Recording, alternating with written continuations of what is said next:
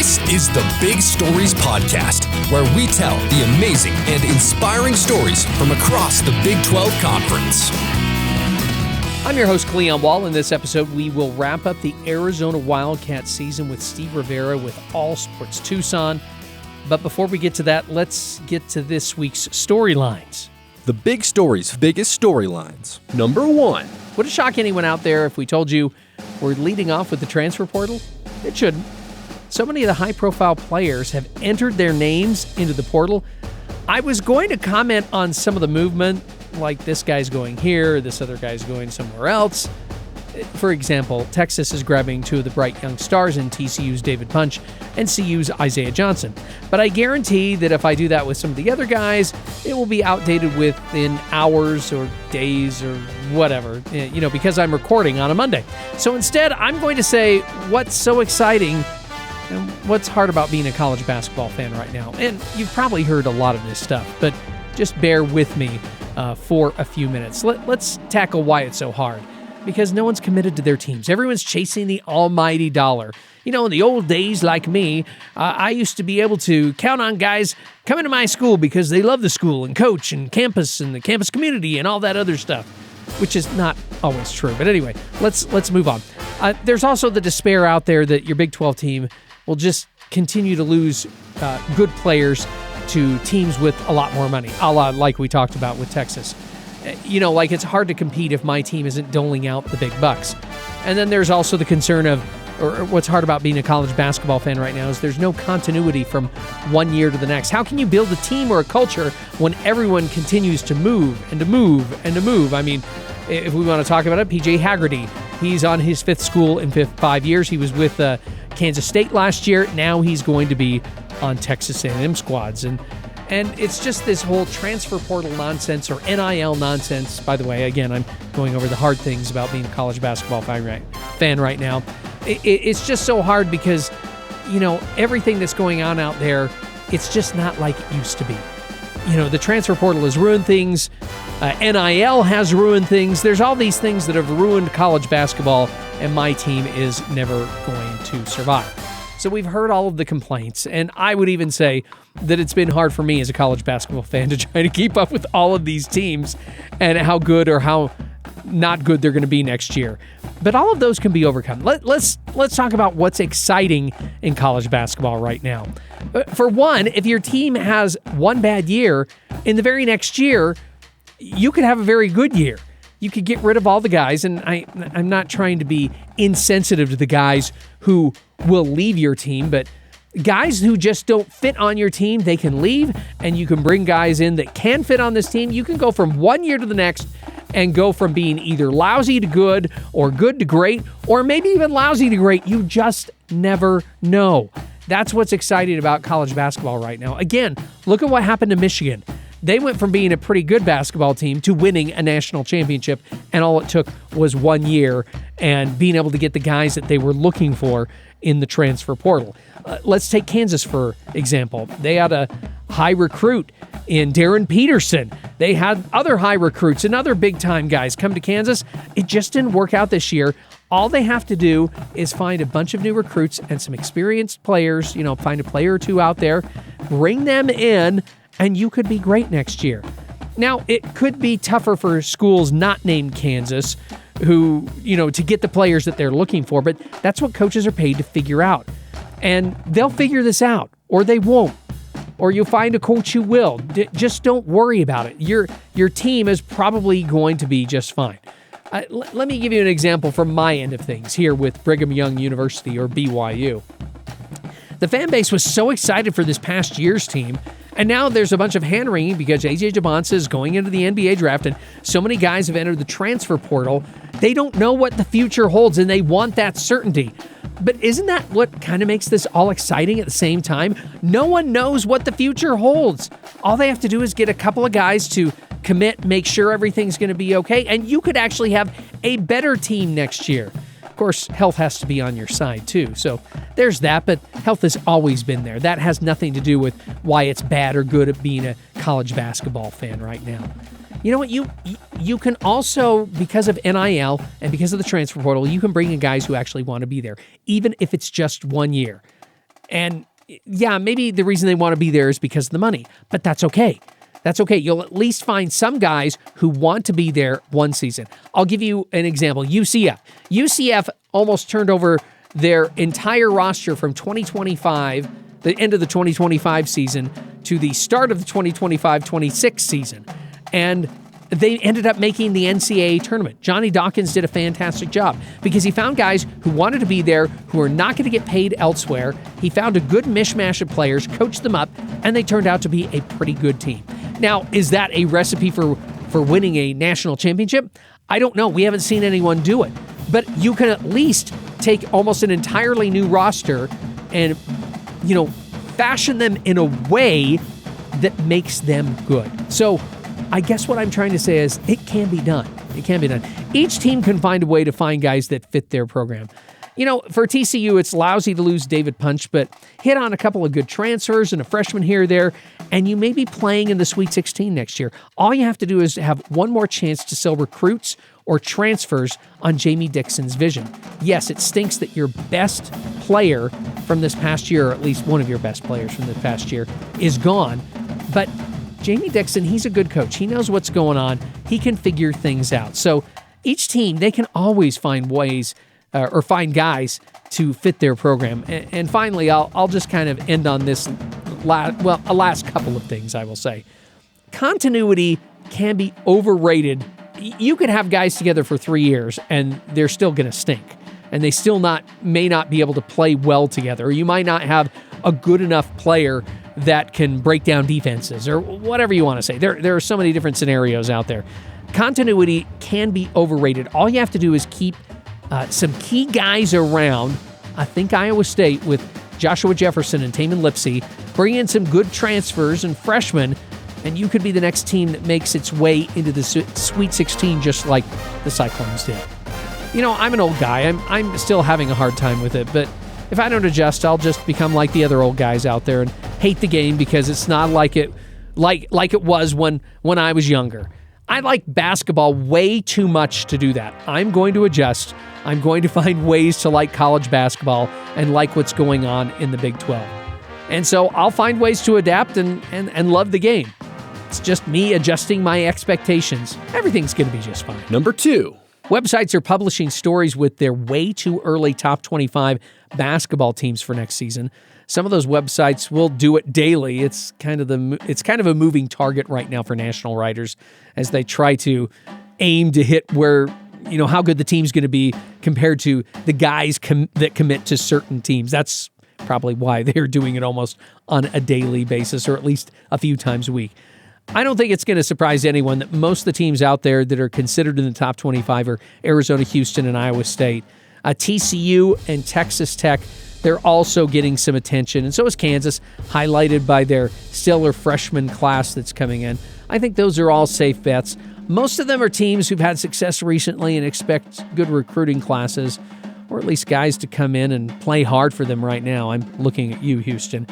As of right now, BYU is probably the biggest loser with A.J. Dybantsa leaving for the NBA and a whole bunch of other guys entering the portal. But, welcome to college basketball in 2026. Again, this is where you have to embrace the insanity of it all. Number 3. We've talked a lot about who the number 1 draft pick will be, either BYU's A.J. Dybantsa or Kansas's Darren Peterson. Well, we're still a few months away from finding out who will actually go number 1, and we are a few weeks away from finding out the team who will actually have the first pick. But ESPN finally switched up their top 100, and Dybantsa finally surpassed Peterson.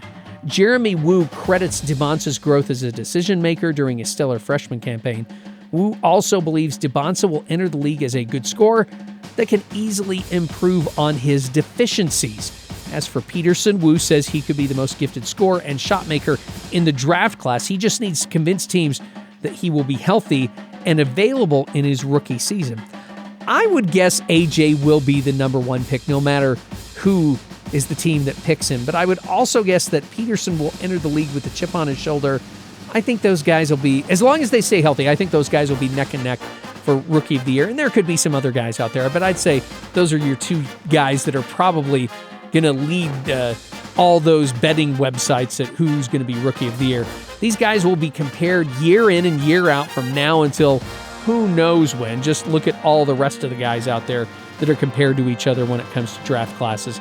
To be honest, I'm not sure there is really a wrong answer with either guy. Both guys are super talented, and I think both guys, again, as long as they stay healthy, will have nice, long NBA careers. All right, it's story time, and the Arizona Wildcats were one of the favorites to win it all after making it to the Final Four. Then the eventual champs stomped them, but it was such a good season. So I asked All Sports Tucson reporter Steve Rivera what he and fans will remember most about this season. Well, I think they're going to realize that they had a fantastic year. Through most of the year, they were talking about this may be the best team ever. It clearly was the best record ever, given they've gone 36. They won 36-2 during the regular season, losing to Michigan in the final Final Four. And what joy they had because it was unexpected, right? Outside of the first game, they beat Florida, like you said. They go to Alabama, beat Alabama, UCLA on the road. All these teams, and it's just built little by little. They were picked fourth to win fourth in the Big 12. They won that. They won the postseason. So what a great year. I think most of the people, and I know there are some that didn't like how it ended, but most of the people really enjoyed the year. There was a lot of buzz leading up to the Final Four about head coach Tommy Lloyd, that he was potentially in talks with going to North Carolina, taking over at Chapel Hill. That buzz was put to rest when he signed a new 5-year extension with the University of Arizona. I know money plays a big part of why he stayed, but what does this say about the Arizona basketball program being able to keep a coach in the fold, even though there's another attractive job, especially when you think about North Carolina? Yeah, no, I think the worst thing that happened to North Carolina was they lost, right, in the tournament. And for Arizona, it kind of created this mess with Tommy. If it was a mess, he did sign the new contract for 7.5, 5 more years, and got more money in the program.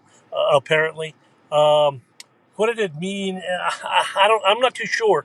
What does it mean to the program? Well, there was a guy, maybe 2 or 3 coaches ago, in Lute Olson, who left Iowa in a great situation in 1983. They were a very good program, and he came to Tucson 25 years later, went to 4 Final Fours, and established Arizona to be a very good program. He had a chance to leave at least a couple of times to Kentucky, decided not to, that family and everything else was more important. And it looks like Tommy has kind of repeated that action. What do you think his tenure has done so far for this program? And it's rebuilt the program. Lute left it in 2008-ish. After 25 years, like I said, 4 Final Fours. It established Arizona to be a very good program. I'm not going to call it a blue blood. I have yet to call it a blue blood ever.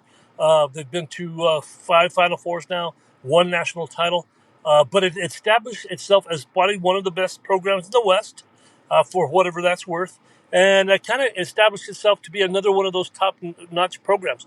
Remember that Tommy got here. He went to the Sweet 16, lost as a number 1 to Houston, lost in the first round to Princeton, got back to the Sweet 16, lost to Duke last year, and now this. So there's been success, consistent success, but once you taste that apple, you want to continue to taste that apple at the big-time Final Four. You know, you never want to lose, but, I mean, losing to the eventual national champions, there's something to be said about that. But the Wildcats, they had this fabulous season with some fabulous freshmen on this team. What are you going to remember most about Braden Burries and Koa Pete and this season that they played a part in?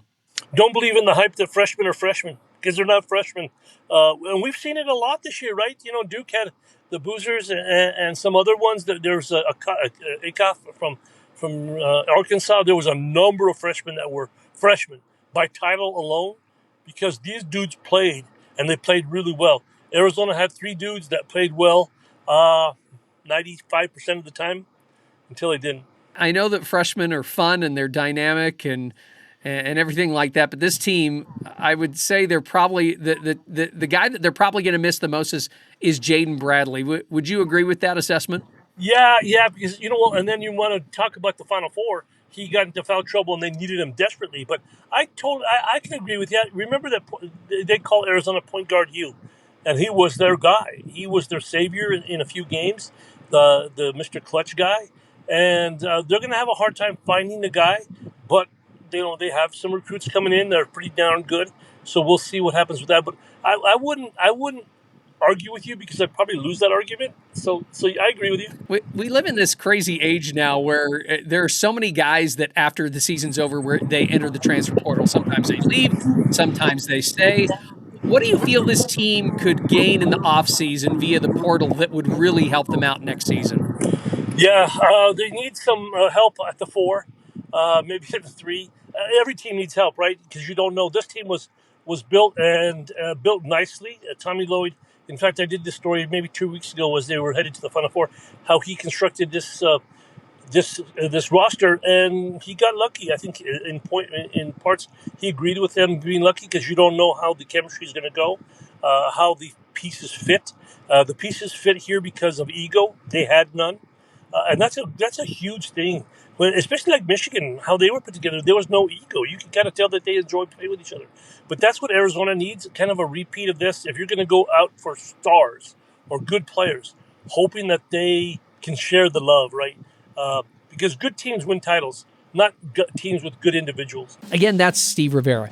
Now, the Big Stories team tried very hard to get someone who covers the Houston Cougars to come on the pod to talk about the Cougs basketball team, but it just didn't work out. Timing just didn't work out with us and some of the people we contacted. And it's too bad because they really did have a good season. It was a team that went from being this close to claiming a national championship to potentially returning with key players Milos Uzan and Emmanuel Sharp. Those guys were steady the entire season. And then you had Kingston Flemings, the potential NBA lottery pick who showed why Kelvin Sampson put so much faith in him. He is a tough defender who also hit some big shots during the season. Yet the Cougs shot poorly in their Sweet 16 loss to Illinois, just like they did in the national championship game last year against Florida. Kelvin Sampson will always have teams that are tough as nails. He just needs to find a team that can make shots consistently. That's going to be tough to find, which is probably why Sampson leans more into the defense-first mentality. Forward Joseph Tugler will be back to play for the Cougs next season. Role players Chase McCarty and Mercy Miller will also both suit up next season. As I said earlier, it's a safe bet that Houston will be in the top half of the conference. I would say top quarter of the conference. Kelvin Sampson always finds good players to play in his system. I expect them to be in that top quarter again and expect everyone to hate playing them because of the way they play defense.